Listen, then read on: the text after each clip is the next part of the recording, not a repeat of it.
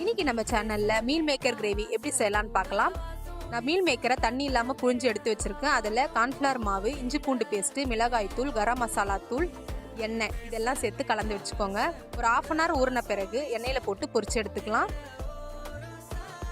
இந்த மாதிரி colour change ஆனதும் இது ஒரு பிளேட்டில் ட்ரான்ஸ்ஃபர் பண்ணிக்கலாம்.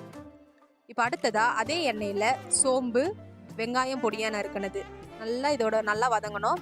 அடுத்ததாக இஞ்சி பூண்டு பேஸ்ட்டு, உப்பு, மிளகாய் தூள், மல்லித்தூள், கருவேப்பிலை இதெல்லாம் சேர்த்துக்கலாம்.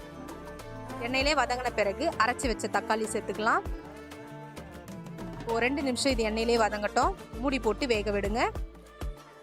இப்போ கொஞ்சமாக தண்ணி விட்டு எண்ணெய் பிரிஞ்சு வர வரைக்கும் வெயிட் பண்ணலாம். தக்காளி நல்லா வதங்கிடுச்சு, அதோட பச்சை வாசனையும் போயிடுச்சு. இப்போ நம்ம வறுத்து வச்ச மீன் மேக்கரையும் சேர்த்துக்கலாம். ஒரு 2 நிமிஷம் எடுத்திங்கன்னா சூப்பரான மீல் மேக்கர் கிரேவி ரெடி ஆயிடுச்சு. ட்ரை பண்ணி பாருங்கள்.